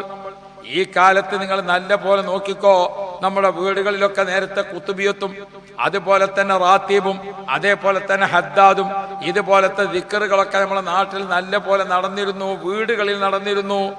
വീടുകളിലും നാടുകളിലുമൊക്കെ നടന്നിരുന്ന കുത്തുബിയത്തും റാത്തീബും ഹദ്ദാദും അതേപോലെ തന്നെ ശൈഖുനാ സുൽത്താനുൽ ഉലമ ഓർമ്മപ്പെടുത്തിയതുപോലെ ഹിസ്ബുൻ നസ്റും ഹിസ്ബുൽ ബഹറും കഞ്ചുൽ അർഷും ഒക്കെ അടക്കമുള്ള 313 വക ഏട് നമ്മളെ വീട്ടിലൊക്കെ കാണാം. അത് വീട്ടിലുണ്ടായതുകൊണ്ട് നമുക്ക് ഗുണം കിട്ടുമോ? മെഡിക്കൽ ഷാപ്പിൽ നിന്ന് മരുന്ന് വാങ്ങിയിട്ട് ജനൽമേൽ ഇങ്ങനെ പരിക്ക് വെച്ചാൽ സൂക്കേട് മാറും. കുട്ടികൾക്ക് കുടിച്ചാനുള്ള മരുന്നും ഉമ്മാക്ക് കുടിച്ചാനുള്ള മരുന്നും ഒക്കെ ജനൽമേലുണ്ട്. കുടിച്ചു നോക്കിയെങ്കിലല്ലേ മാറുള്ളൂ. എന്ന മാതിരി ദിക്റിന്റെ കിതാബൊക്കെ ഇങ്ങനെ വാങ്ങി വെച്ചിട്ട് ചെല്ലി നോക്കണ്ടേ? ഓ പ്രിയപ്പെട്ട മുഅ്മിനുകളെ, ഇന്ന് നമ്മൾ താമസിക്കുന്ന രാജ്യത്ത് പല വിധത്തിലുള്ള കലാപങ്ങളും രാജ്യം ഭരിക്കുന്ന ഗവൺമെന്റ് തന്നെ മുസ്ലിമീങ്ങളായ ആളുകളെ വേർതിരിച്ച് നിർത്തിയിട്ട് നിങ്ങൾ അവരെ ആക്രമിച്ചോ എന്ന് പറഞ്ഞു കൊടുക്കുന്ന തരത്തിലാണ്. മുസ്ലിമീങ്ങളെ, നമ്മളൊന്ന് നല്ല പോലെ ഉണരണം, നല്ല പോലെ ഉണരണം. ഉണർന്നുകൊണ്ട് ആയുധം കയ്യിലെടുക്കണം എന്നല്ല മുസ്ലിമീങ്ങളോട് ഓർമ്മപ്പെടുന്നത്. പക്ഷേ നമ്മൾ നമുക്കുള്ള സംരക്ഷണത്തെ പറ്റി ഓർക്കണം. എന്താണിപ്പോ ഈ ഭേദഗതി നിയമം എന്ന് പറഞ്ഞത്? എന്താ നിങ്ങൾക്ക് മനസ്സിലായോ? ഏതൊരു രാജ്യത്തും ഏതൊരു രാഷ്ട്രത്തിലും മറ്റു രാഷ്ട്രത്തിൽ നിന്ന് ഇങ്ങോട്ട് കുടിയേറി പാർത്തവരുമുണ്ട്, അഭയാർത്ഥികളായി വന്നവരുമുണ്ട്. എന്താ ഇത് രണ്ടും തമ്മിൽ വ്യത്യാസം? അഭയാർത്ഥികൾ എന്ന് പറഞ്ഞാൽ ഒരു രാജ്യത്ത് പീഡനം അനുഭവിച്ചപ്പോ സഹിക്കാൻ വയ്യാതായപ്പോ അവിടുന്ന് ഉള്ളതൊക്കെ ഇട്ടുകൊണ്ട് ഓടി രക്ഷപ്പെട്ട ആളുകൾക്കാണ് അഭയാർത്ഥികൾ എന്ന് പറയാം. അങ്ങനെ ഒരു സ്ഥലത്ത് നിന്ന് മറ്റേ രാജ്യത്തേക്ക് അഭയാർത്ഥികളായി വന്നവരുണ്ട്. മറ്റൊന്ന് കുടിയേറ്റക്കാരാണ്. ഒരു രാജ്യത്തിന് മറ്റേ രാജ്യത്തേക്ക് വരേണ്ട നിയമം പാലിക്കാതെ വന്ന ആൾക്കാർ. നമ്മളെ സൗദിക്കൊക്കെ പണ്ട് നമ്മളെ നാട്ടിൽ നിന്ന് പോയിനി. എങ്ങനെ? അവിടെ അറബികൾ 10 വിസയാണ് കൊടുത്തത്. പക്ഷെ അത് നമ്മളെ മലയാളി വാങ്ങിയിട്ട് ഒരു കുത്തും കൂടിയിട്ട് 100 ആക്കി. 90 ആളും അവിടെ എത്തിയത് രേഖ ശരിയില്ലാതെയാണ്. അതിന് ബോംബെയിൽ ചവിട്ടി കയറ്റാന്നാ പറയാ. ഇതാ ഇരിക്കണ കുറെ എണ്ണം പോയി വന്നൂര് ഒക്കെ ഇങ്ങനെ നോക്കണുണ്ടെങ്കിൽ ഓരോരുത്തരടുത്ത് 3-4 പാസ്പോർട്ട്. അന്ന് ഇതൊക്കെ പാത്തനാത്താനോട് ചോദിച്ചു, എവിടേക്ക് മകൻ പോയി ചോദിച്ചു. 9 വിസക്ക് പോയിക്കണ് പറഞ്ഞു. ആ പോക്ക് പോയതിനും പണ്ട്. ഇങ്ങനെ രേഖയില്ലാതെ ഒരു രാജ്യത്തേക്ക് പോകാനുള്ള യഥാർത്ഥ രേഖകളില്ലാതെ അവിടെ പോയി കൂടുക, അതാണ് കുടിയേറ്റക്കാർ. മറ്റേതേതാ? അഭയാർത്ഥികളാണ്. ഈ 2 വിഭാഗം എല്ലാ നാട്ടിലും ഉണ്ടാകും. എന്നാൽ പ്രിയപ്പെട്ട സഹോദരന്മാരെ, ഇന്ത്യ രാജ്യത്തേക്ക് അഭയാർത്ഥികളായി വന്ന ആളുകളും കുടിയേറ്റക്കാരായി വന്നവരും വിവിധ രാജ്യങ്ങളിൽ നിന്ന് വന്നിട്ടുണ്ട്. ആ വന്ന കൂട്ടത്തിൽ ഹിന്ദുക്കളുണ്ട്, മുസ്ലിങ്ങളുണ്ട്, പല മതക്കാരുമുണ്ട്, ക്രിസ്ത്യാനികളുണ്ട്, പല മതക്കാരുണ്ട്. ആ വന്ന കൂട്ടത്തിൽ ഓരോ രാജ്യത്തു നിന്നും വന്ന കൂട്ടത്തിൽ പലരും ഉണ്ട്. അസാം പ്രദേശം എന്ന് പറയുന്ന സംസ്ഥാനം അതിർത്തി പ്രദേശമാണ്. പല രാജ്യത്തും കയറി വന്നവരവിടെ ഉണ്ടായിട്ടും അവിടെ റെക്കോർഡുകളൊക്കെ ശരിപ്പെടുത്തിയിട്ട് വന്നപ്പോൾ 19 ലക്ഷം ആളുകൾ റെക്കോർഡിൽ നിന്ന് പുറത്തായി. അപ്പൊ നേപ്പാളിൽ നിന്ന് വന്നവര് ഹിന്ദുക്കളാണ്, ഓല് പുറത്തായി. പാകിസ്ഥാനിൽ നിന്ന് വന്നവര് മുസ്ലിമീങ്ങളാ, ഓല് പുറത്തായി. അങ്ങനെയാണ് നോക്കുമ്പോൾ 19 ലക്ഷം ആളുകൾക്ക് രേഖയില്ല, അവർക്ക് നാടില്ലാതായി. ആ സമയത്ത് അതിൽ നോക്കണം, ഈ 19 ലക്ഷത്തിൽ 6 ലക്ഷത്തിന്റെയും 8 ലക്ഷത്തിന്റെയും ഇടയ്ക്ക് മുസ്ലിമീങ്ങളാണ്, ബാക്കിയുള്ളവരൊക്കെ മറ്റു മതക്കാരാണ്. ഇപ്പൊ നമ്മുടെ പ്രധാനമന്ത്രിയും ആഭ്യന്തരമന്ത്രിയും കൂടി ചെയ്തിരിക്കുന്ന ബില്ല് എന്താ നിങ്ങൾക്ക് മനസ്സിലായോ? എന്താ അവർ ചെയ്തിരിക്കുന്നത്? ഈ 19 ലക്ഷം ആളുകളിൽ നിന്ന് മുസ്ലിമീങ്ങളായ 8 ലക്ഷം ആളുകൾക്ക് അംഗീകാരമില്ല, ബാക്കിയുള്ള 12 ലക്ഷം ആളുകളെ മാത്രം അംഗീകരിച്ചാൽ മതി. ഇതാണ് പ്രശ്നം. മുസ്ലിമീങ്ങളെ വേർതിരിച്ചു. അഭയാർത്ഥികളോ കുടിയേറ്റക്കാരോ ആയി മറ്റൊരു ഇന്ത്യ രാജ്യത്ത് താമസിക്കുന്ന കൂട്ടത്തിൽ 19 ലക്ഷം ആളുകൾ പുറത്തായപ്പോൾ 6 ലക്ഷം ആളുകൾ മുസ്ലിമീങ്ങളാണ്, അവർക്ക് രേഖ കൊടുക്കാൻ പറ്റൂല, ബാക്കിയുള്ളവർക്കൊക്കെ രേഖ റെഡിയാണ്. ആ വന്ന ആൾക്കാരോ സുബ്ഹാനല്ലാ പാകിസ്ഥാനിൽ നിന്നും ശ്രീലങ്കയിൽ നിന്നും അഫ്ഗാനിസ്ഥാനിൽ നിന്നും വന്ന മുസ്ലിമീങ്ങൾക്ക് മാത്രം രേഖ കൊടുക്കൂല. ഇതാണ് ഇപ്പോഴത്തെ പുതിയ നിയമം. അതിനെതിരാണ് സമരം നടക്കണ ഒന്ന്. രണ്ടാമത്തത് ഏതവിടെ നിയമം എന്നറിയെങ്കിൽ നമ്മൾ നല്ല പോലെ മനസ്സിലാക്കണം എന്താണ് ഇവിടെ സംഭവിക്കാൻ പോണത്. മുസ്ലിമീങ്ങളായ നമ്മൾ പെറ്റ് വളർന്ന, നമ്മൾ ജനിച്ച രാജ്യം, നമുക്ക് ജീവിക്കാനുള്ള രാജ്യം, നമുക്ക് മറവിട്ട് കിടക്കാനുള്ള രാജ്യം, നമ്മളെ മക്കൾക്കും മക്കളെ മക്കൾക്കും ഇനി താമസിക്കാനുള്ള രാജ്യം, അതാണ് നമ്മളെ ഇന്ത്യ. ഈ രാജ്യത്ത് നമുക്ക് താമസിക്കാൻ പറ്റാത്ത അവസ്ഥ വരുത്തി തീർക്കുകയാണ്. എന്താ ചെയ്യാൻ പോണത്? രേഖ. നമ്മളിവിടെ ജനിച്ചാൽ പോരാ, നമ്മളെ വാപ്പയും ഉമ്മയും ഇവിടെ ജനിച്ചാലും പോരാ. ബാപ്പാന്റെ വാപ്പ ഉണ്ടല്ലോ, മൂന്നാമത്തെ വാപ്പ, ആ ബാപ്പ ഇവിടെ ജനിച്ചു എന്നുള്ളതിന് തെളിവ് വേണമെന്നാ പറയുന്നത്. എവിടുന്ന ഇപ്പൊ ഉണ്ടാക്കുക നമ്മൾ? അതെവിടുന്ന കിട്ടുക? അത് ആർക്കാണ് ബാധകം? മുസ്ലിമീങ്ങൾക്ക്. പ്രിയപ്പെട്ട മുഅ്മിനുകളെ, നിങ്ങൾ വിചാരിച്ചോ ഇതൊരു ചെറിയ കാര്യമാണ് എന്ന്? നിങ്ങൾ നമ്മളെ രാജ്യം ഉണ്ടായ ശേഷം കണ്ടിരിക്കണം മുഖ്യമന്ത്രിയും പ്രതിപക്ഷ നേതാവും കൂടി ഒരുമിച്ച് ഒരു സമരത്തിന് ഇരിക്കുന്നത്. വെറുതെ ആണോ AP ഉസ്താദും ഖലീൽ തങ്ങൾ പാപ്പയൊക്കെ ആ സമരത്തിന് പിന്തുണ പ്രഖ്യാപിച്ചുകൊണ്ട് ആ സമര പന്തലിലെത്തിയത്? കേരളത്തിന്റെ മുഖ്യമന്ത്രിയും കേരളത്തിന്റെ പ്രതിപക്ഷ നേതാവും LDFന്റെയും UDFന്റെയും 2 നേതാക്കൾ ഒരുമിച്ചിരുന്ന് സമരം നടത്തുന്നത് എന്തുകൊണ്ടാണ്? അത്രയധികം ക്രൂരമായ നടപടിക്രമത്തിലൂടെയാണ് കേന്ദ്ര ഗവൺമെന്റ് പോയിക്കൊണ്ടിരിക്കുന്നത്. ഇവിടെയാണ് പ്രിയപ്പെട്ട സഹോദരന്മാരെ, യാമൻ കശഫ ദുർറ അയ്യൂബ്, യാമൻ അജാബ ദഅവത സക്കരിയ, യാമൻ നസറ ഇബ്രാഹിം, യാമൻ ഖബല തസ്ബീഹ യൂനുസ് ഇബ്നു മത്താ. ഹിസ്ബുൽ ബഹർ ചൊല്ലിയിട്ട്, ഹിസ്ബുൽ നസർ ചൊല്ലിയിട്ട് അതിന്റെ ദുആ ഇങ്ങനെ ദുആർന്ന നമുക്ക് കാണാം. പ്രിയപ്പെട്ട മുഅ്മിനീങ്ങളെ, ഇബ്രാഹിം നബി അലൈഹിസ്സലാമിനെ അഗ്നികുണ്ഡാരത്തിലേക്ക് എറിയപ്പെട്ട കാലം, അങ്ങനെ ഏറെ പരീക്ഷണങ്ങൾ ലോകത്ത് കഴിഞ്ഞിട്ടുണ്ട്. മുസ്ലിമീങ്ങളെ നമ്മെ ഇനം തിരിച്ച് ആക്രമിക്കാൻ കേന്ദ്ര ഗവൺമെന്റ് ഓർഡർ കൊണ്ടുവന്നു കൊടുക്കുകയാണ്. ഇവിടെയാണ് നമ്മൾ ചിന്തിക്കേണ്ടത്. നമ്മളിവിടെ ആയുധമെടുത്തുകൊണ്ട് പോരാടാനിങ്ങേണ്ടതില്ല. രാജ്യത്തെ കോടതിയും രാജ്യത്തെ നിയമത്തിന്റെയും വ്യവസ്ഥ വെച്ചുകൊണ്ട് നമുക്ക് അനുവദനീയമായ റൂട്ടിൽ സഞ്ചരിച്ചിട്ട് നേതാക്കന്മാരായ ആലിമീങ്ങളും മറ്റുമൊക്കെ പറയുന്നത് അനുസരിച്ച് മുന്നോട്ട് പോയാൽ മതി. പക്ഷേ ആരും സമ്മതം, ആരും പേടിക്കാതെയും പടച്ച റബ്ബിനോട് ദ്വാരക്കാം. അതിനാരും പേടിക്കാനില്ലല്ലോ, ഉണ്ടോ? അതിനാരും പേടിക്കാനില്ല. അതിനെന്ത് വേണം? സുബഹിക്ക് എഴുന്നേറ്റിട്ടുണ്ട്, ഖളാ ആകണതിന് മുമ്പ് നിസ്കരിക്കണം, തഹജ്ജുദ് നിസ്കരിക്കണം. പ്രിയപ്പെട്ട മുഅ്മിനീങ്ങളെ, 5 വഖത്ത് നിസ്കാരം നിർവഹിക്കണം, ഹദ്ദാദ് ചൊല്ലണം. إن أبتأت غارة الأرحام وابتعدت أنا فأسرع شيء غارة الله يا غارة الله حث السير مسرعة في حل عقدتنا يا غارة الله. മുസ്ലിമീങ്ങളായ നമ്മെ സംബന്ധിച്ചിടത്തോളം താങ്ങാനാവാത്ത പ്രതിസന്ധികൾ ഏത് വന്നാലും ആ പ്രതിസന്ധിക്ക് മുമ്പിൽ തരണം ചെയ്ത് രക്ഷപ്പെടാൻ ഒട്ടേറെ കാര്യങ്ങൾ നമ്മളെ പഠിപ്പിക്കപ്പെട്ടതുണ്ട്. നിങ്ങൾക്കറിയുമോ, ബഹുമാനപ്പെട്ട അബൂദർദാ റളിയല്ലാഹു അൻഹു പ്രഗൽഭനായ സ്വഹാബിയാണ്. ആ അബൂദർദാ റളിയല്ലാഹു അൻഹു താമസിക്കുന്നത് പട്ടണത്തിന്റെ മധ്യത്തിലാണ്. ഇന്നും അബൂദർദാ റളിയല്ലാഹു അൻഹുവിനെ മഖാം സിയാറത്ത് ചെയ്യാൻ വേണ്ടി പോയാൽ അത് നമുക്ക് കാണാൻ പറ്റും. നാഷണൽ ഹൈവേയുടെയും റെയിൽവേ സ്റ്റേഷന്റെയും ഒക്കെ തൊട്ടടുത്ത് പട്ടണത്തിൽ തന്നെയാണ് ബഹുമാനപ്പെട്ടവരുടെ മഖാം. ഈജിപ്തിൽ പോകുമ്പോൾ നമുക്ക് കാണാൻ പറ്റും. ബഹുമാനപ്പെട്ട അബൂദർദാ റളിയല്ലാഹു അൻഹു ദർസ് ഇങ്ങനെ നടത്തിക്കൊണ്ടിരിക്കുമ്പോൾ ചുറ്റുഭാഗത്തെ മാർക്കറ്റാണ്. ആ മാർക്കറ്റ് മുഴുവൻ ഈത്തപ്പനയുടെ ഓല കൊണ്ട് കെട്ടിയുണ്ടാക്കിയ മാർക്കറ്റാണ്. അതിന്റെ ബാക്കിലാണ് മൂപ്പരുടെ വീട്. മൂപ്പര് പള്ളിയിൽ ദർസ് ഇങ്ങനെ നടത്തിക്കൊണ്ടിരിക്കുമ്പോൾ കുറച്ച് ആളുകൾ ഓടി വന്നിട്ട് പറഞ്ഞു, യഹ്തറക ബൈതുക യാ അബൂദർദാ, അബൂദർദാ തങ്ങളെ വീടിന് തീ പിടിച്ചിരിക്കുന്നു എന്ന് പറഞ്ഞു. പടച്ചോനെ, പെരക്ക് തീ പറ്റിക്കണെന്ന് പറഞ്ഞാൽ വീടിന് തീ പിടിച്ചു എന്ന് പറഞ്ഞാൽ ആർക്കാ ബേജാറില്ലാതൊക്കെ? എല്ലാവരും ബേജാറായി. ഓതിക്കൊണ്ടിരിക്കണം മുത്താലിമീങ്ങളൊക്കെ എഴുന്നേറ്റ് ഓടി. ഉസ്താദിന്റെ പെരക്ക് തീ പിടിച്ചുമ്പോൾ മണ്ടണില്ലെങ്കിൽ പിന്നെ എപ്പോഴാണ് മണ്ടത്?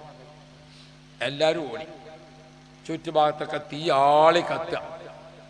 ഓടിപ്പോയ കൂട്ടത്തിൽ ചില ആളുകൾ തിരിച്ച് ഇങ്ങോട്ട് വന്നിട്ട് പറഞ്ഞു, സുബ്ഹാനല്ലാഹ്, വീടിന് തീ പിടിച്ചു എന്നുള്ള വാർത്ത കിട്ടിയപ്പോ അബൂദർദാ റളിയല്ലാഹു അൻഹു പറഞ്ഞത്, മഹ്തറക ബൈതി, കത്തിയത് എന്റെ വീടാകാൻ സാധ്യതയില്ല എന്ന് പറഞ്ഞു. സുബ്ഹാനല്ലാഹ്, വീട് തീ കത്തി എന്ന് പറഞ്ഞിട്ട് മൂപ്പര് പറഞ്ഞതേ അത് എന്റെ വീടാവൂലാന്ന്. അപ്പൊ എന്താപ്പത്? നമ്മളൊക്കെ ഒരു വീടിന് തീ പിടിച്ചു എന്ന് പറഞ്ഞാൽ എന്തൊക്കെ രേഖ പെരയിലുണ്ട്, റിക്കാർഡും കാര്യം. സുഖമില്ലാതെ കിടക്കണ വാപ്പുണ്ട്, പ്രസവിച്ച് കിടക്കണ പിന്നെ പെണ്ണുണ്ട്, എന്തൊക്കെ ആലോചിക്കാണ്ട് ഒരു വീട്ടില് അല്ലേ? വീടിന് തീ പിടിച്ചു എന്ന് പറഞ്ഞാൽ മൂപ്പർക്ക് യാതൊരു ബേജാറുമില്ല.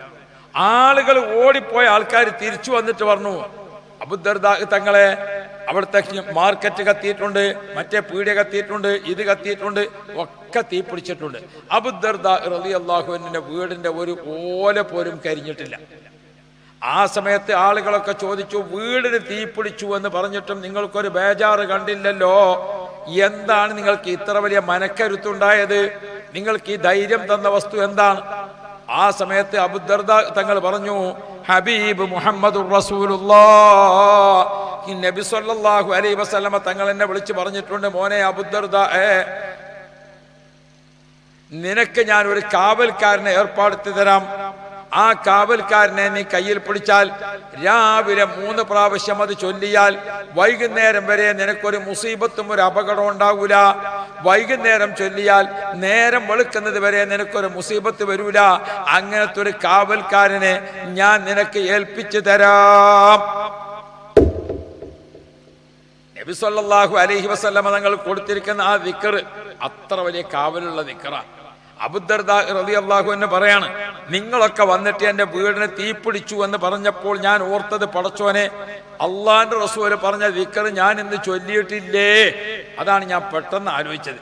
ഒരു സെക്കൻഡ് ആലോചിച്ചപ്പോൾ എനിക്ക് ഓർമ്മയായി, ഞാൻ സുബഹി നിസ്കരിച്ച് ദിക്ർ ചൊല്ലിയിട്ടുണ്ട്. അപ്പോ റസൂലുള്ള പറയാ, ഇത് ചൊല്ലിയാൽ നിനക്ക് മുസീബത്ത് ഉണ്ടാവൂല. എന്നിട്ട് നിങ്ങൾ പറയാ എന്നോട് എനിക്ക് മുസീബത്ത് ഉണ്ടായിക്കണത്. ഞാൻ നിങ്ങളെ വിശ്വസിക്കണോ അള്ളാന്റെ റസൂലിനെ സ്വീകരിക്കണോ? അവർക്കുള്ള ഉറപ്പ് നോക്കാൻ നിങ്ങൾ